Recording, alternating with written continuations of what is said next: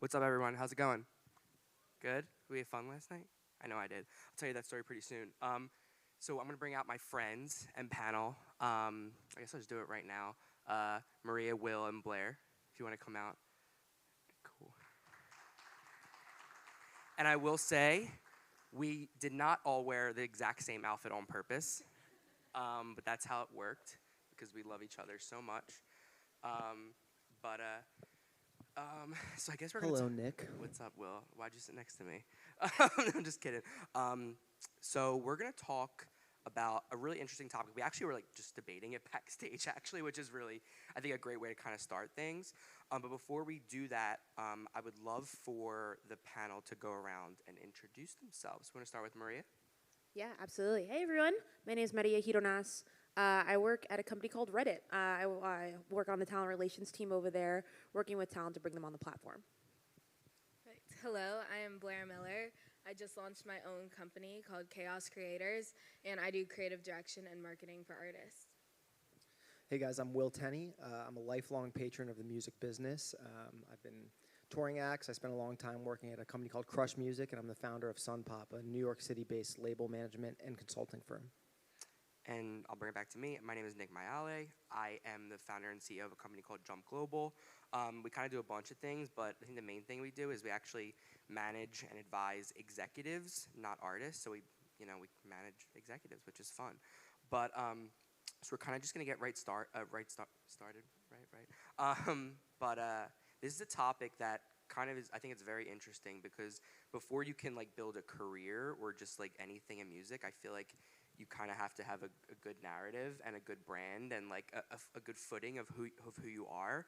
And these conversations are very important, specifically when how many songs are being uploaded to Spotify a day, Will? We're like 70 or 80,000 a day Yeah. going to market now. So like how do you stand out, right? And that kind of stands out with like your brand and all of that fun stuff. But kind of to get started, I'm gonna call on people. So I'm gonna call on people and make this like very interactive. But when you think of an artist brand, what do you think of? Like just throw out anything. Let's just scream it out. What do you think of?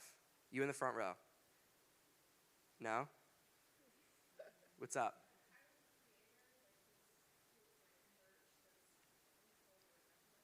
Perfect. Fashion, merch. Anybody else? What's up? 100%. Like people like Kanye West, right? Like what? Anybody else? Cool. Well, anyway, so what I have written down is I have their actual music and the genre, physical appearance, style, the name, social impact, which is really important these days, political affiliations, their outspokenness, and maybe like approachability. So I think we're going to kind of talk about some of those things in addition to a whole bunch of other things. But I guess I'm going to turn this over to Maria. I mean, arguably, is the most important part of an artist brand their music? I think it's the core of it. It's the heart of it all. Like at the end of it, I think a lot about artists as they kind of wave throughout their career. Like I used to work with an artist named Noah Gunderson. If you're familiar with his work at all, early in his career, known very much for his like acoustic singer-songwriter style. Later, gets into like Nine Inch Nails type of pop rock type of thing, and that crux of his music has shaped and became the inception to like how he's changed his appearance, changed how he's navigated his career, changed the way he did interviews. So yeah, it's kind of the music is the chip on your shoulder and that what you have to prove at the end of it through everything else you do. Will, would you agree? I would, yes. Great answer. Blair, I know you've done a lot of creative direction and stuff like that, like in the past. Like what about like style and like all of that fun stuff? I know like you've had a lot of experience with that, so I'm curious to see what your perspective is. Yes, I think the whole part of the branding and the image is so important because that is what's being seen on social media, and that's what gets it out there, gets the music out there. So Yeah, when we're talking about the importance of the brand in today's market, I just think it's worth noting that, like, I think you hit on a really good point here. Like, the brand is what exists in the mind of the consumer in between the live moments, right? Like, you have this magical live moment, or you try to see your audience at some point face to face, but in between those, small snippets of time, all they have to go off of to summarize your project and let their project live in their mind is the online brand, is your social presence, how you carry yourself on the internet, your DSP presence. So just worth noting that I think that wasn't always the case, but that's what we're dealing with a lot today. Yeah, and I think to kind of add to that too, like kind of a mentor of mine told me this, but the best bands in this earth, the ones you love the most, were always in their marketing meeting. You know, like read any. I love like biographies by artists, Shania Twain, Keith Richards, the Grateful Dead, Biggie, all of these different like books and literature. You'll see like they were in the marketing meeting with their labels, their managers, and their teams being like, "This is who I am," and not letting anyone else define it for them. So I think all that to say, like we talk about branding as it's like an inhumane thing, but reality, it's them as a person trying to figure out who they want to be and being able to mold that throughout their time to be able to, create a narrative that's a through line from their music to everything they wear on their body. Blair, do you want to say something? I saw you like lifting. Yeah. And with what you were saying about 70 to 80,000 songs being uploaded every day, with that much saturation, if your brand doesn't stand out, there are so many other artists and acts for consumers to move on to. So, yeah. As someone who works in digital marketing and how do you feel about artists being a part of the marketing plan, like kind of how Maria said it, like, or being in the marketing meetings? Do you agree? Do you disagree? Do you like it? What do you think the importance of that is? I love having artists in the meeting. I think you have to understand their brain, and they have certain thoughts about their own music while they're creating and writing the songs in the studios that tie really well into the team marketing meetings. But then the marketing members on the team are professionals, and they know what works. So I think balancing. Yeah, it's a happy medium in my opinion. I think like I love having the artist in the marketing meeting, occasionally, right? You got to get the ideas out, but then allowing the business people to execute, I think, is important. I think that it's a fine line between being involved and overbearing. Creatives are creative for a reason, and business folk are business folk for a reason. And some people fall, somewhere in the middle. But so I think it's a happy medium. Yeah, I love that. I love that you brought it up, Maria, because I actually I didn't plan to go into this, but I actually do think it's part of a brand, and just part of the most important thing is like I have this. I don't want to say it's an affinity, but it's like this fascination with artists that actually understand the music business and that actually understand. Hard agree. Yeah, like I like when an artist like starts talking about like publishing or like they know who their PRO is. I'm like, that's so interesting to me, and I actually like I think of it as tying into this discussion from a brand perspective, because I'm like, wow, like that is a part, like people like Taylor Swift, and there's people like Halsey, or I don't know what are some other ones. Chance the Rapper. Keef. Like there's I will say that too for the artists in this room and for professionals, like you shouldn't disregard an artist because they don't understand these things, because it's a literally Donald Passman book about the entire music industry that we're still trying to download to this day.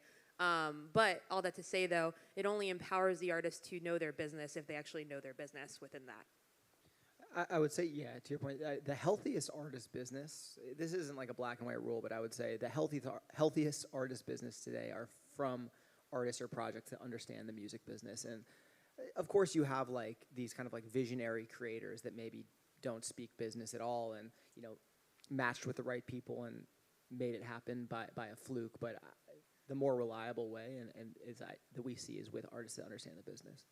Amazing. Blair, were you gonna say something, or? Yes, and I think to help that all flow well, if you can have your manager or your marketing person in the room with you, maybe not while you're writing the song, but if you're recording in the studio or something like that, so that thoughts are being processed from the very beginning of the music creation. So it's not just some random plan right before the release. I think that all helps the music branding and the personal branding come together. That's a controversial take, I will not lie.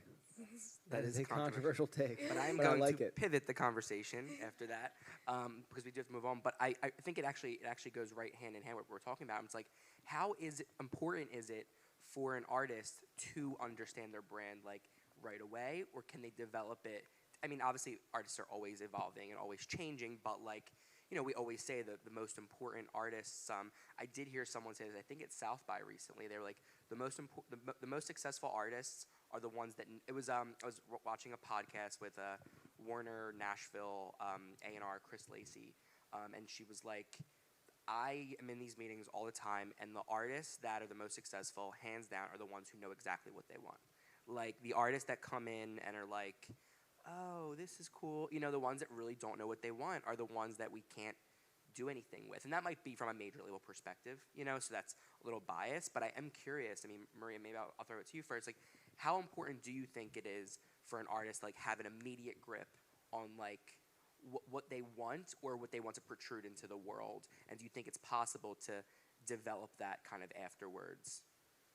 Yeah, I think if there's a short and long answer version, the short answer, I think you as a human, individual, no matter who you are on this earth, are allowed to be mold and non-binary and be able to change your mind as you continue to go on through your life. As an artist, though, it's a business like anything else. Like, if today, like, I'm trying to think of a random brand, but like if Popeyes decided to stop selling chicken, people, like, the world would crumble in some capacities. So in all that to say, though, is that you kind of choose an era as an artist when you're kind of promoting your music, and you dive really deep into that, and then you're allowed to change as you continue to develop. The other thing I will say, too, is, like I said, the best, like, go back to the quote, the best artists, like, campaigns and the best artists, like, that are most successful are always in the marketing meetings. One of my favorite stories that a previous boss told me of mine, Troy Carter, who used to manage Lady Gaga, basically there's a story, I don't know if you guys remember the dress of shattered mirrors and stuff like that, but basically the story is that, they were trying to get someone to design the dress, and no one would do it because they were afraid of the broken glass, obviously. And so what she did is she literally broke a mirror and started super gluing each of the pieces on the dress. And that, like, is marketing to me. Like, that is as simple as ingrained as it comes, as this inception of an idea that you execute on, and that is the kind of artist that you want to work with, the one that's willing to break a mirror in order to make the dress that they want, I love your stories. I always tell you that. I love when Maria, like, conceptualizes things. It's the best.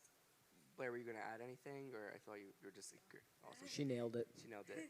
Nailed it. Well, I have a question for you, because you work with Hit me. artists at all parts of their career. You've worked with, huge A-list artists. You've worked with, baby artists. You have incredible, like, developing artists right now. I'm curious what your take is on this, about, like, like, are the bands you're working with thinking about their brand right now?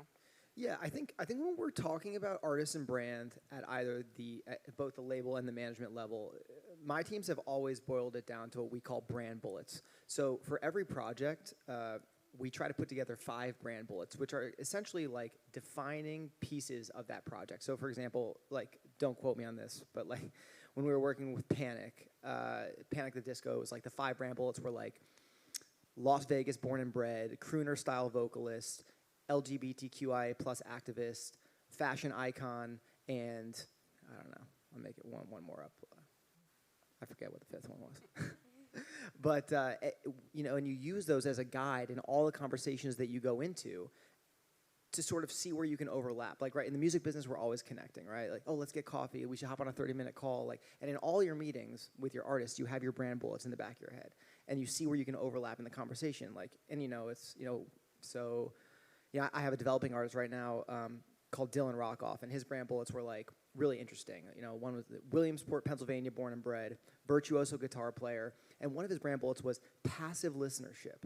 Like, he's very highly consumed, 200,000, 300,000, 400,000 monthly listeners each month, but not a lot of active listeners, like stuff you put on in the background. And we were able to understand that brand bullet and use it to our advantage. So we ended up in a conversation I linked with Nike, and they were saying to me, we have a huge passive listener base, right? Because Nike does a lot of programming for other activities, right? Exercise, running, whatever. We ended up doing a partnership with them, programming this artist for their Nike Run Club.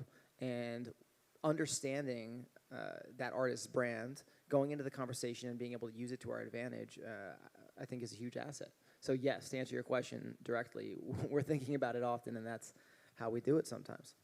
And Blair, I want to throw this one to you. you just started working with an artist, right? JKZ, you were telling us all about, and you guys had, I don't want to say quick success, but you had success that you had not planned for so quickly. I'm curious. I know you're not his manager or his label, but you are in digital. You're kind of, as you said yesterday, you're kind of doing everything. Are you guys thinking about like who he is as a person and how that translates to fans? Yes, definitely. So every time I start working with an artist, I make sure we're on the same page about having branding being one of the main passion points of marketing.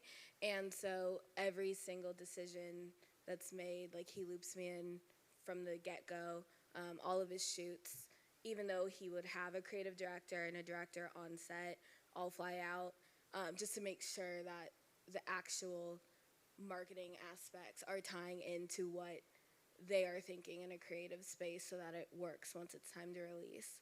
And yeah, I mean, for us, he just hit 1 million streams on a SoundCloud exclusive, and it's top 50 all genre. And I think because the branding was set from the very beginning and strategic through every single video we shot, every aspect of the release plan, I think that's what got it there. Yeah, just to piggyback on that and to sort of answer one of your earlier questions, like it's definitely a lot easier, especially when you have success you didn't predict, to have the brand something that's understood, right? Like obviously with your example, you had this success and you're able to kind of capitalize on it because the project is so clear. One example I'm thinking of, when I first started our label, we had just on a fluke one of the very first like early Spotify success stories, and this was before all the artists were running around with chickens with their head cut off talking about playlists and such. So like nobody knew about that stuff yet, and we were in the very first class of artists to sort of reap the benefits from it. And this client of mine was just a college kid. He was like a DJ, but also wanted to be an R&B artist, so he's electronic leaning, but he's making pop music, and it was just very unclear, and we had this sort of fluke hit. I mean, 20, 30, 40 million streams in the same class as Lauv or Kim Petras or sort of that first class of Spotify artists. And ultimately, we had to fold the project because like he was confused as an artist. We had the success, but he couldn't replicate it. He wasn't sure what he wanted to be, and he sort of took time. We amicably parted ways, and we're still really close to this day. He just played at my birthday party, but he was able to take time and think about what his brand was. And when he nailed it down, he reformed as a group called Fiji Blue. They're now signed to Virgin Music, and they're 10 times bigger than they were because they found their brand and their voice, and it's really authentic to them, and they were able to capitalize on it instead of sort of being in that confused stage that I was describing earlier. I feel like everything you just said like conceptualizes the exact reason we're having this panel, right? Like those stories are just so powerful because anyone can just put music out into the world, but if you're trying to do it commercially is the key part of it. It's like you have to know what you're doing, because anyone could just put out music and be like, oh, go and work at Starbucks, down the street. But if you want to do it commercially, this stuff has to be in order.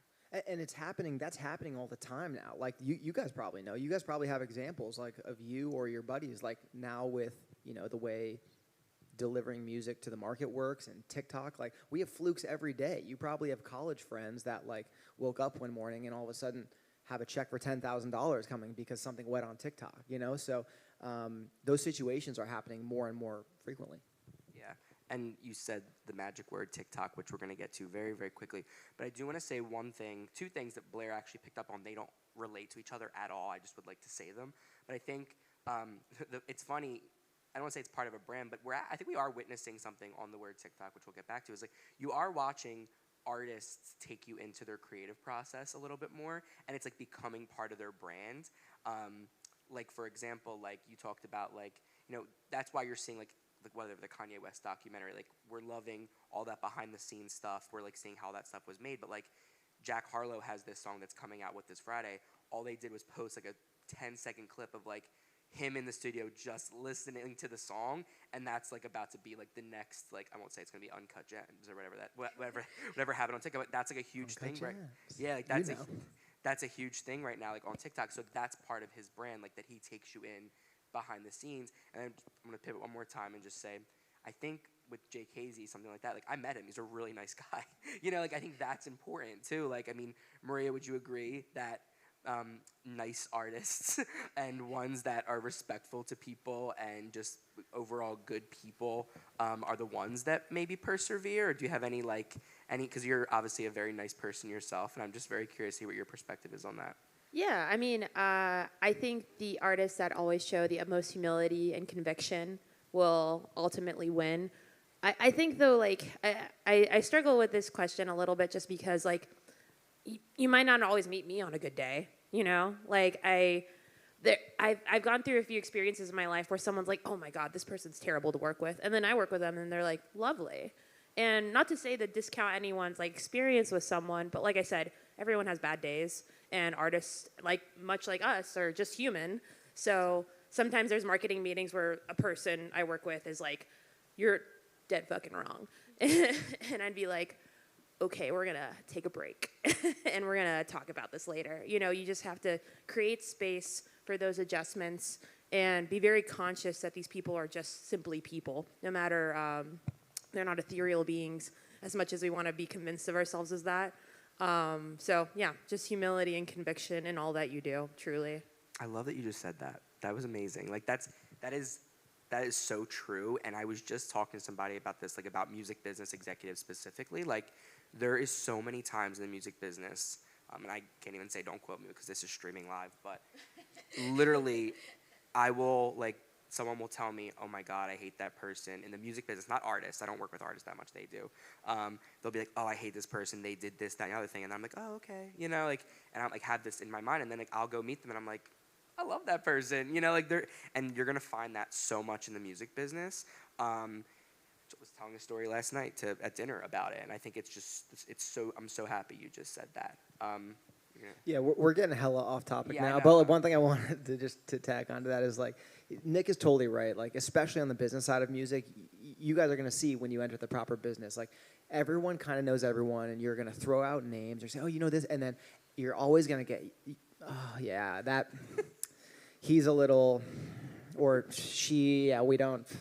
You know, you're going to get like a mix, and you always want to be the person that says, it was great working with them, and I know they have mixed reviews, but I had a really good time with them, and I think, you know, despite the reviews, a really smart person, and that's going to work so much more in your favor than being the person that's like, they totally botched our release, and you know, we don't work with that distributor anymore. It's like, we don't talk about Bruno. Give me a break.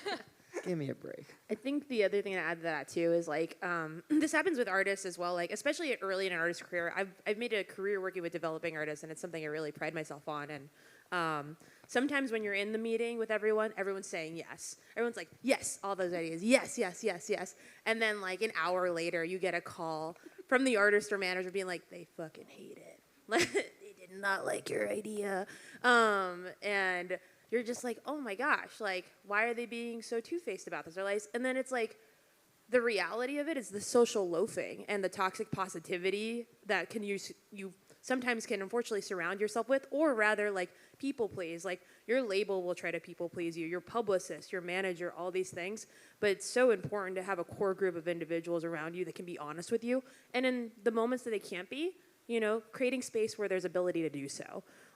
So like, especially with my developing artists, like I said, they're very much like, yes, absolutely, want this. And then 10 seconds later, like, absolutely do not. You are dead wrong. You don't know me. And you have to be patient with that. That is the essence of branding. It's the fact that you're working with humans and not products, especially in music. I love that. And it's so crazy because I always think things happen for a reason. Just got a text, looked at my Apple Watch, and a manager texted me and said, what do you think about this person at this company? I get that question every day.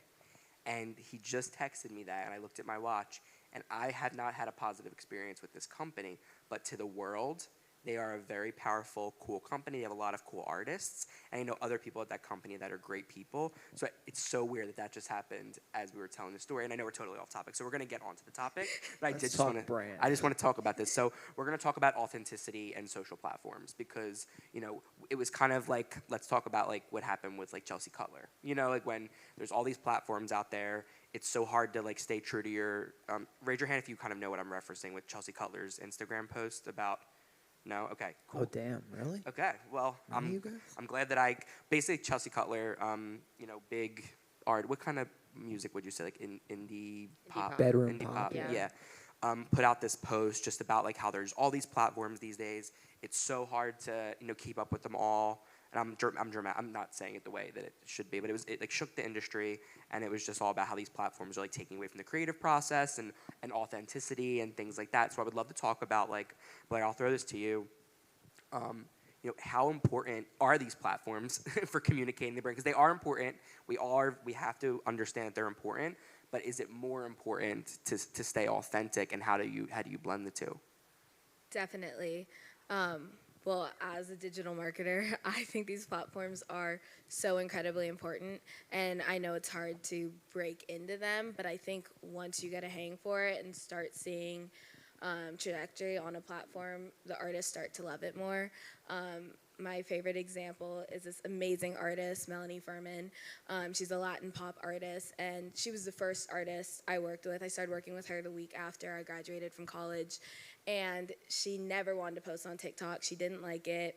The videos weren't going viral, and as of this past week, they're all just hitting, all going viral. And she posted on her story, "Oh, this is so much fun." And so now she's starting to post her personality content and get more authentic and talk more about her life and all of that. And that, of course, is building the brand. It's all the new followers coming in from these viral videos are now getting to know her. And now that she's creating this type of content and being consistent on TikTok and social platforms, she'll build her fan base even faster than she was before, when she was staying away from TikTok because she wasn't going viral. Do you think that TikTok has created an environment where artists can be unpolished and then be like, they're basically they're not building their like, we're not saying like, not even to bring it back to like music creation, like they're just showing us who they are, and that's why we're like liking them on TikTok. Definitely, and I think TikTok is continuing to develop that. I mean, you can post, and it's not like Instagram where you're looking at your perfectly curated feed. Like, you can post whatever you want, and with the addition of the stories features to TikTok, I mean, people are posting so much more. I think so. The Chelsea Cutler conversation succinctly, specifically. Oh, wait, by the way, do you guys know who Chelsea Cutler is? I don't want to just like assume this. Like, no, a lot of people say this is crazy, man.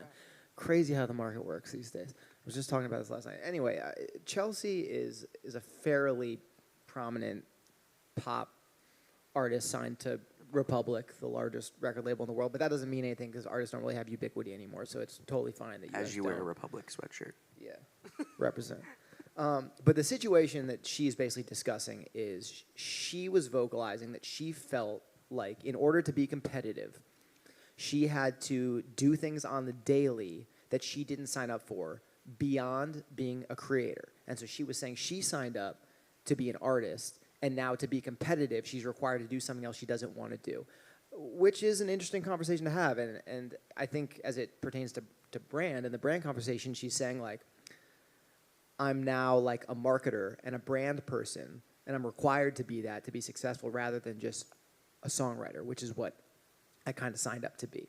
And it's interesting. I don't know that there's a good answer for Chelsea, but it did cause waves in the industry. I agree. I think that's the exact reason we even bring it up. And I know Maria, did you have stuff to add to it?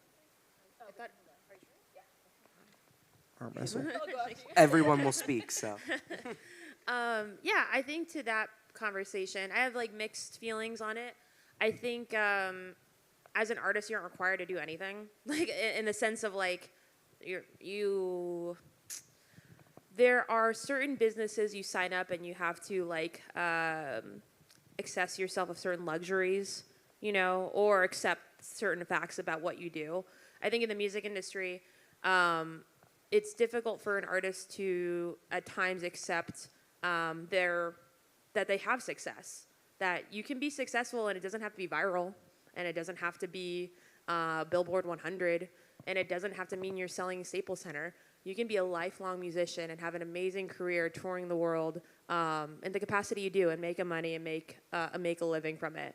And I think with Chelsea, what she's experienced, and obviously this is just speaking as an observer, not someone who's know her or work on our team, but she's had the relentless work of like working, doing everything from like small club shows to the rapid success of virality. And I think like what we've experienced in COVID, if anything, is a deep reflection of staring at yourself and being like, do I want this? Am I happy? Like being in a room being locked in this space by myself with my own thoughts, like that you're constantly twiddling around. So I think as an artist, the challenge is simply like accepting like what is success to you and how you define that. And then understanding the work that you have to put in to get that, or the work that you want to create boundaries for. So that's kind of my reaction to that. Just to sort of on the topic, and not to combat you, but just food for thought, like, and on the topic of, does an artist have to do something or not have to do something? I always like to do this. So just real quick, like, who here wants to work in music after school? Raise your hand. Okay, awesome. Who here wants to work in the music business? It's a different amount of hands. And my point is just that it's worth, I often have this conversation with artists, it's sort of on your tip about like, do they or do they not have to do something? And in my opinion, this is just my opinion, if you're choosing to work in the commercial side of music, I think there are things that you sort of have to make peace with and do. Because if you want to work in music, you're in luck. I mean, the barrier to entry is super low. You can get the equipment and the resources you need for well under $1,000, and there's plenty of coffee shops that will probably sustain you for the rest of your life. But if you want to be in the commercial music business, that is a completely different thing. And I think we're saying the same thing. I think what I'm saying is that you as a human are not required to do anything, but Absolutely. If you are asking for certain aspects, like if you want to sell at Staples Center, that is a very different work ethic than wanting to play coffee shops for the rest of your life. But both are beautiful things and that you can desire and feel content with and be happy with the rest of your life for. Blair, I kind of want to ask you, do artists combat you? Like sometimes, they're like, I don't want to post on, and Yes. I sometimes hate, like I keep saying TikTok, but TikTok is like, we were saying the word Spotify for a long time, like to talk about Spotify was equal the word streaming basically. Now TikTok basically equals the word social media in my mind. That's why I keep saying TikTok. But like, do they combat you? Like they're like, this is not this is not part of my artistic, creativity, all that fun stuff. I'm curious. Definitely. I'm going to circle back to that. So in one of my artist management classes, the teacher said, Taylor Swift, huge artist. Now, a lot of people don't like her. But instead of talking about the reasons why you don't like her, figure out why what she does is genius. And I think the same concept applies to TikTok. I think the beauty of TikTok is there's no one set way on going viral or being successful on the platform. There are so many different things you can do. So if an artist comes to me and says, hey, I don't want to be on TikTok, like I don't want to do dances, well, that's such a small part of TikTok. Like, let's take time to figure out what works for you, what you enjoy doing. And if you're authentic and you're consistent with it, it'll work. That's just how TikTok works. So yeah, people do get combative about it, but I find ways to make it work for each specific artist. It's a great point. When people are mad about something, usually, specifically in the music business, but also applies to all areas of life, it's usually because somebody else is winning somewhere that they're not. Hot take. I love that take. Very hot take. I want to talk a little bit more. We'll get off the social topic soon, but I am curious. I mean, Will and I were talking about this backstage, and we can just touch on it very quickly. But digital services such as Spotify, Apple, Pandora, YouTube, Tidal, SoundCloud, they're all very different. They all have different teams. They all have different playlists. They all have different algorithms. How important is it for artists to understand the various benefits of those platforms and how it pertains to their brand, Will?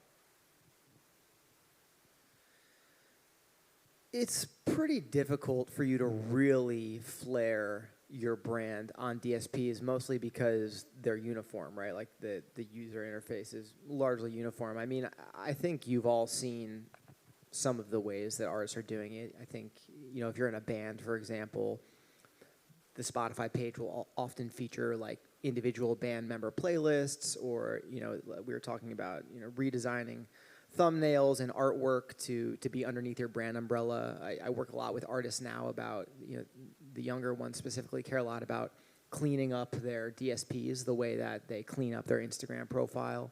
I think those are some of the ways that you can sort of flare your brand, but because they're uniform, at least to the consumer for the most part, it's hard to sort of represent yourself the way you do on other platforms.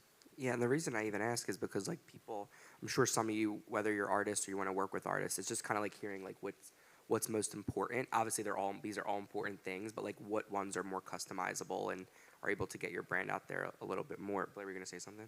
Yeah, one thing I've seen recently that I thought was cool, and I might be describing it wrong, so please feel free to correct me.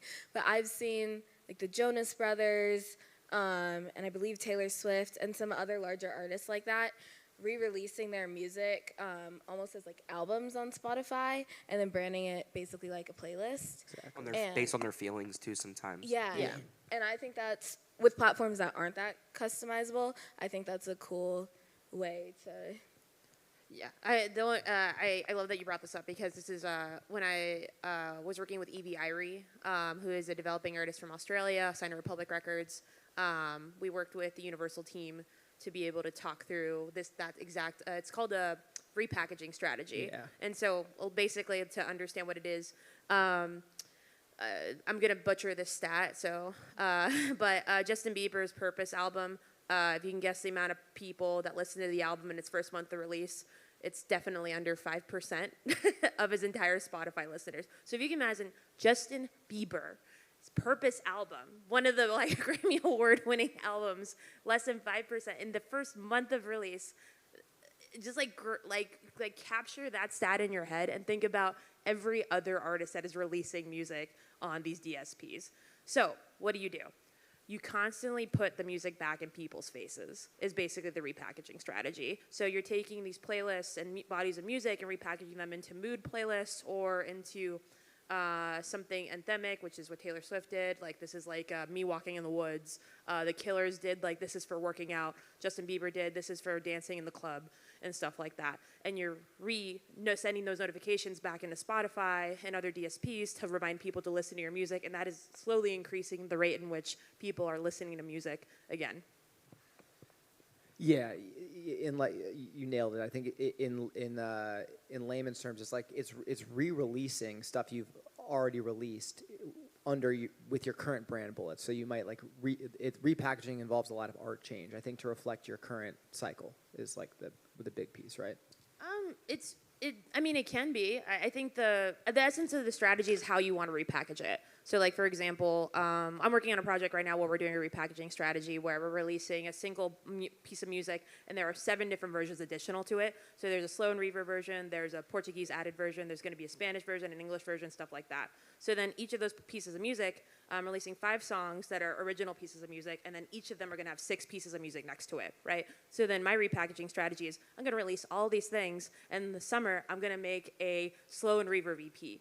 I'm going to make an original tracks EP, and I'm going to release a remix version of all the music. And the idea is that I can package this however I want, but the strategy I'm working with is like I'm going to make them into their own respective bodies of work, so people will assume it's a new thing. One of the things that Netflix does that you'll notice, they change the thumbnails of their shows every 30 days. So it makes you think as if there's a new show, but in reality it's the same show just resurfacing. And that's actually a common strategy with YouTube as well. Katy Perry, when she was releasing Chain of the Rhythm, changed the thumbnail every 10 days on her YouTube video, and it actually increased by a percentage every single time they changed the thumbnail. So they were actually able to track the amount of times they were able to kind of put something back into people's faces, the same exact thing they probably consumed, but were excited enough to be engaged by it again because of the repackaging. Maria, I want to ask you a question, and you can answer it if you want to or not. The repackaging, the different languages, was that the choice of the label, the management, or was it something that was important to the artist's brand? Because I just want to take it full circle. Yeah. To like, is it important to them? Great question, because so it's actually, so Wide Eyed Entertainment is a company I consult for in addition to my duties at Reddit. And the artist I'm talking about is Angel 22, a Latin girl group that are assembled 4 girls from different countries in Latin America. And they on all their social media, they speak English, Spanish, and Portuguese to be inclusive of all their different fan bases across Latin America. So what we do in regards to releasing music in this next cycle, we're like, okay, let's make sure everything has an English version, Spanish version, Portuguese features, and things like that to be inclusive of our, fan base and environment. And it kind of ended up being like a mutual decision, which I think is really lovely when you work really well and are in the foxhole with an artist. Like, it's not about whose idea was it, it's just about if the idea is good, And then it becomes like an easy yes when you really know an artist well and what they're trying to achieve and hear them. I think, honestly, if there's anything to take away from the day, really listen to people and there's your team around you and the artists, because they're not wrong. They know themselves best, and you have to take what they do and help hyperbolize it in any way you can. It's amazing. Anybody want to add anything to that before I get into the next piece? Nailed it. So I have a question. Is anyone going to have questions? Raise your hand if you think that you might be conjuring up a question right now. 1, 2, 3. Okay, we have about 15 minutes left, so I would love for more questions.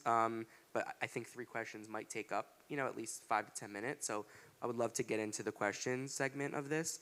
But then, we'll just keep going.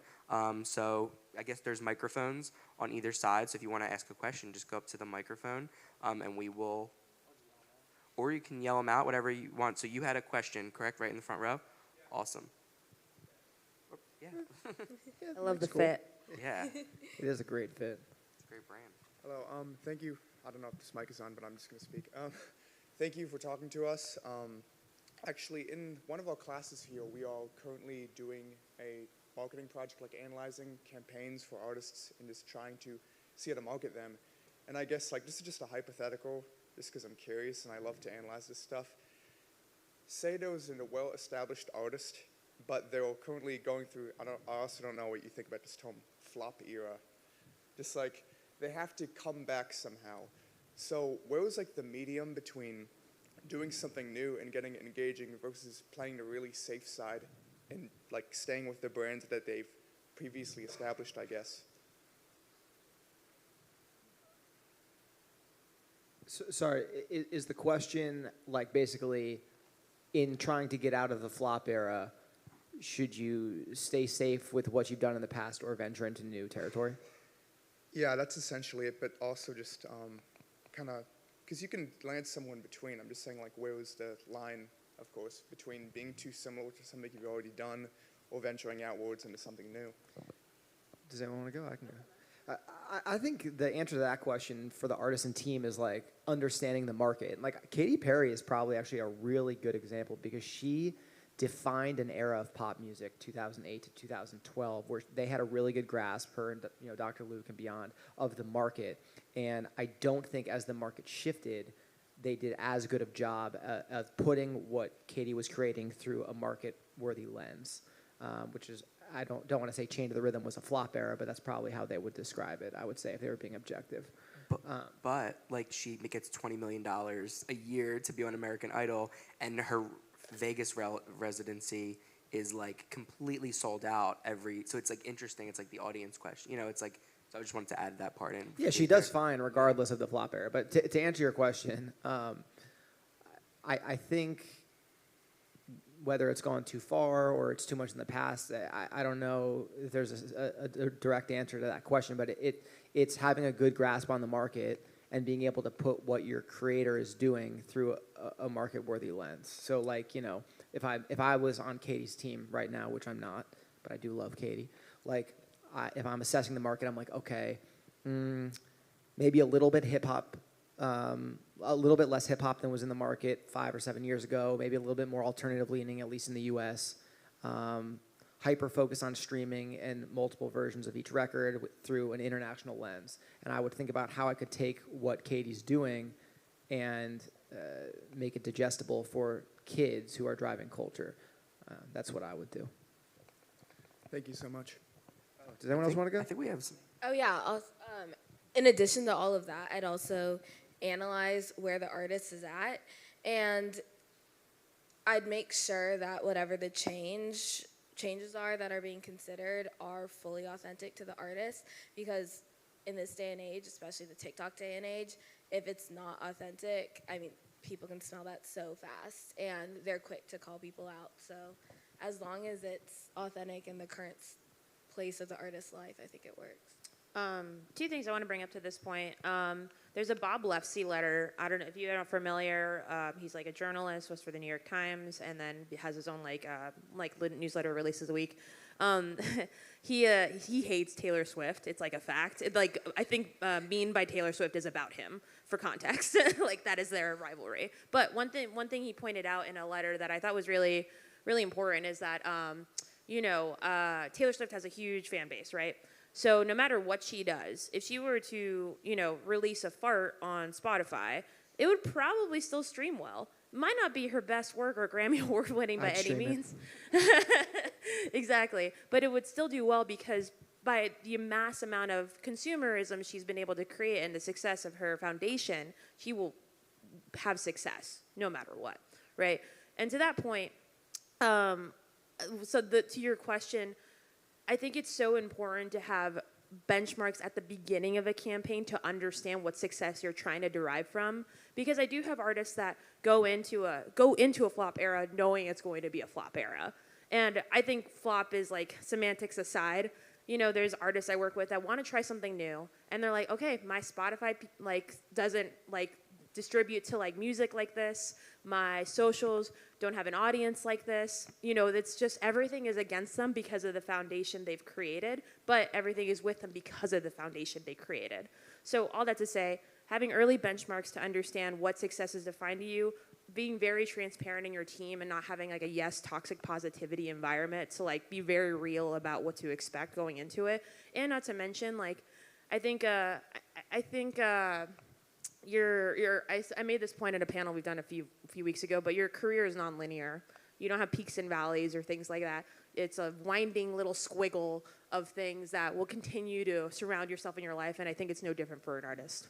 I could not agree more. And the reason I brought up the Katy Perry thing is because I was like, well, you brought Katy Perry thing, and then I brought up I think flop era is just it's a word it's a word that means stuff to maybe consumers, but Katy Perry might be like, I'm on top of the world right now. I have a kid. I have I have a husband. I have this, and she's making money in other ways. And the music industry changes so much that and I'm not gonna bring up the NFT word, even though I just did. We'll talk about that, and they'll talk about that in the next panel. But you're now seeing that people are defining success in completely different ways. So what might look like success to us might look different to the artist, and they might be totally happy or not happy with it. So I think that's just an important thing to add. It's also worth noting on the Katy Perry example that at this point in her career, it's highly possible that what we're discussing, this off the beaten path or cringiness or kind of adult contemporariness of being on American Idol, might be part of Katy Perry's brand. Totally. She might be the digestible adult pop star. They may understand that and be like, let's double down. She's going on the Kelly Clarkson show. You know what I mean? They don't need her with Migos again. 100%. That's exactly what it is. Who's next? Someone in the back had a question. Awesome. Let's go rock and roll. Okay, so I think you touched a little bit about this when it comes to artists, say with TikTok. Being in the pandemic, you hit this huge reality of kind of everything's not real almost. So how do you balance the commodification of a person with the reality that they are a person, and keep the artist happy, but also remind the people that sure, you're selling a product and image, but this is also a real person. How do you, essentially, how do you counteract those two opposing ideals? I don't know that I have a good answer for that. I'm going to pass it down this way. Perfect. So, yes. Going off of what you were talking about earlier with the 5 points, I do the 5-pillar strategy as well. And so I break down the pillars a little differently since it's mainly social media based marketing.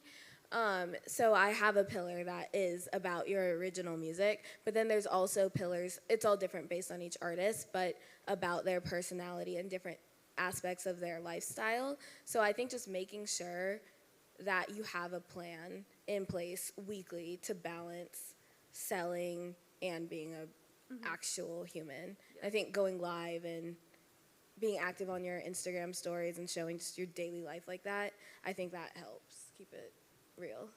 I think to champion the commodification word you used there. Oh, I was like, yeah, like speaking my language, like because I think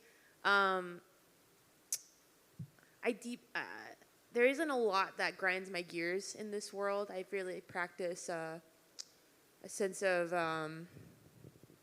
openness to what anyone has to offer with all of it. But I think the one thing that does is when people think artists are monkeys and they can just do whatever you want and we'll do whatever you want. And if they don't do whatever you want, that they're silly and are, insignificant because of it. I can't think of anything that makes me feel like more rage because they're just people like us and things like that. And I think it's vice versa. Like if I'm your label, you're a manager, I will not do whatever you want. It has to be mutual, has to be understood. And maybe I might do things I don't believe in the sense of like, I'm not sure about the strategy, but we're going to give it a try type of thing. I'd rather that attitude than just simply making me do something. So all that point to the commodification. I think what you have to remember is that these artists are people and they're humans, and there has to be a give and take on the things that you work together on and the roles and responsibilities you do. So as far as like trying to make it more authentic and more real and such, making sure that's at the core of it and that they're human in all that you do. Thank you, guys. Anyone else? Awesome.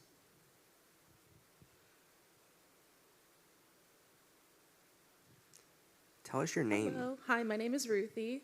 Thanks so much for being here. I have a question about like the social media, the TikTok, the sort of fight with, the branding and the authenticity. Do you see a mimicking of kind of like a DIY, like on my phone, sort of, maybe like a TikTok that's actually produced by like a whole team of people? Like, are you seeing that, like professionals mimicking sort of like something that somebody just did? Yes. 100%, yes. I've drove by and watched it, like where I'm like, oh, it looks like they're just in a Walmart doing some fun stuff, but there's like a glow, like a light behind them, and it's all like, me and Blair, we have friends in Nashville. I won't say them by name, but I know that some of the stuff they do is not. We know who you are. Yeah, it is like it's cool, but like, and then like sometimes like I did like there's this artist Levi Hummin in Nashville where he like did this whole thing about like I think like an ex-girl or just something, and like the third TikTok was like, guys, that was all fake, But I think that's the fun in it, right? Like that's the part of it. I'm fine with it. Everyone's just trying. It's you know what I mean? It's like. Well, I will call Will out. Will is a little bit of a TikTok star right now. Get out of here with it. Follow Will on TikTok. If you want some really hot takes on the music business, my TikTok is for you. Think about these things a lot. As far as like the era of like content creation as a business and such, it's definitely here. And I think as far as like duplication and being able to like recreate lightning twice and such, like I said, I don't think the pinnacle of success is always virality. And I think a lot of people really try to chase that on TikTok. And the reality is it's just such a difficult benchmark to even like quantify in itself. So what you have to do is see what works and try to continue to do that, or do what works for you and try to continue to do that. And I've had artists that have been able to navigate success in both sides. Yeah, and I think it might be, you might have seen something else, but I think the less professional the content is for TikTok, it works the best. So yeah, if you can, my artists always want to post their music video clips, and Terrible idea. yeah, like I get it. You've just spent a lot of time and money on an amazing video, but that doesn't work on TikTok. And I think it was Lauren Gray in a panel she was on was saying the biggest TikTok stars are the ones that are out there talking. So it's not just the trends or posting professionally edited videos. It's just getting on there and speaking to the camera. And it's just like human things too. It's like the thing. I think we're all, and I will go back to like, I know we keep saying the word TikTok a lot, but it is where we're at right now. Like it could be something different in 5 years. Like Gary Vee always says that. He's like, Will be. You know, it will be. It'll be something different in 5 years. But right now, like, because I battle with this myself. I'm like, why do I keep saying the word TikTok? I'm like, because that's what we're dealing with right now. That's where we're at. They just came out with a distribution platform. But I think it's so important. Like, look at what like when you scroll on your TikTok, like I see people making homemade dog food, and I love it. Like homemade dog food. Then there's like dentists, people packing lunch for their kids, and I'm like, this is so cool. And like even like, you know, like I guess like Blair likes Noah Beck, and like he shows up on my feed sometimes, and he just did this thing where like he gets like it's like him getting dressed for like an award show, and like I find myself watching it because I'm like, oh, what's that shirt that he's about to put, that Dolce & Gabbana shirt that he's about, and like it's like a long, and obviously that's part of the whole algorithm, but I think that's the whole part of it. But that's a very human thing, getting dressed, you know, or eating lunch, and we're finding ourselves like that stuff, you know. The answer is yes, though. Thank you. Anyone else? We got someone coming up. 4 minutes left. Hello. Hi, my name's Riley. So we talked a lot about like building the brand or elevating and that sort of thing, but have you guys had experience, or what would you say to artists who may be coming back from something that had happened, rebuilding a brand, like whether it be, you know, Travis Scott and that incident, something major like that, or maybe something small on a smaller scale? But do you guys have any experience or thoughts on maybe rebuilding a brand or crisis management or things like that? Great question. I was a publicist for the first 5 years of my career, and I've dealt with everything from artists that passed away to sexual assault allegations to arrests to other things I signed an NDA for. But all that to say is like kind of the essence of rebuilding. It depends on the situation, depends on what happened and such like that. But my job as a publicist or as a marketer representing an artist is to basically help communicate to their audience, their fans, and constituents that something happened and this is what happened and this is how they feel about it. And sometimes, this is the part that I didn't like about the job sometimes I did not feel the same way they felt about it. Like, but it was my job to communicate that. And from there to abide by my personal ethics if I felt like I still aligned with them as far as working with them professionally. And luckily I was in a position of privilege where I was working at a company that we took clients. We weren't required to keep them, right? But I know other friends of mine that have been in situations in publicity and marketing and labels where you have to sit in that foxhole and you are being, just in the worst position possible, as you can imagine, especially if your ethics don't align with the messaging and such. So, like I said, it's about communicating what's going on, and that's the foundation of rebuilding. The second phase of it, really, depending on the situation, once again, is how you want to treat it, as in, if you continue to go on, if you have to go on, things like that. And then the third phase is thinking about, what reinforms the message, as in, what reinforms what you communicated. So, for example, one of the cases I'll use was a artist I was working with had a sexual assault allegation that ended up being completely false in court. The person, all the things and things like that. And it's obviously in this particular case, it was they weren't even the same state, when the incident occurred and things like that. So in the next phase of the campaign, my job was to communicate there's new music coming out and such like that. So a lot of the work I had to do was really a lot of hours of press conferences to directly answer every single question, and it was prepping the client to be able to remember, how they phrase certain things, how they were able to capture this next era of their life, and how they, also in recognition of any survivors of sexual assault and such like that, to not ignore and be able to empower any of their claims of sorts. So, like I said, it's a tricky side to be on as far as rebuilding a campaign, and obviously I don't do publicity anymore for a reason.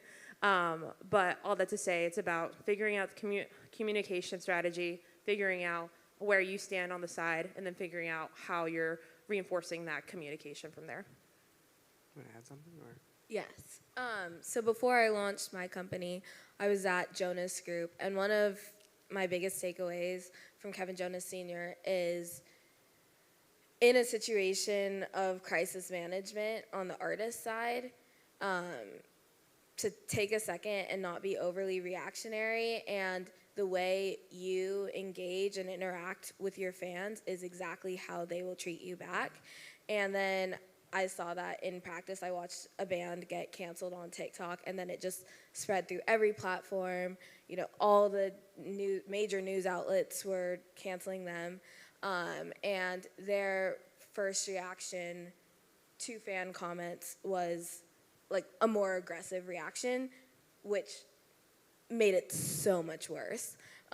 So I just think the way you engage with fans in like phase one really plays into how the rest of the rebuilding campaign will work. Yeah, I agree with all that. I mean, we're seeing that every day, you know, with cancel culture or just these things, and even the word like flop era and things like that. But unfortunately, we're out of time. I do want to say one final thing though, because I don't want Josh to kill me. But you know, honestly, this conversation was actually supposed to be more about like brand partnerships as opposed to like the artist and their brand. But to be honest with you, brand partnerships don't happen without these conversations. So Josh, I think we're gonna need to have us back next year, and we'll talk about brand partnerships and how now we got everything in order, and then we'll talk about how we can pile some brands onto that. But kind of in closing, I just want everyone would love to talk to you all and keep in contact. But what's the best way for people to reach you all, Maria? For me, maria.gironas@reddit.com, email, and then all my socials are just my name. Blair. For me, Instagram is the best way. It's Blair H. Miller. And if you want any music industry opportunities, DM me. I have a street team, and they work countless campaigns. So just let me know if you want to work on any projects. I'm callme_Will on Instagram, and I'm William Tenney on TikTok, and I try to respond to all the messages. So hope to talk to you guys soon. Yeah, I think it's important to know that a lot of people don't always communicate the same. So it's cool to like hear them say like which platforms they actually work through. Email and Instagram. My email is nick@jumpglobal.co, and then my Instagram is just my name @NICKMAIALE. So thank you guys. We appreciate it.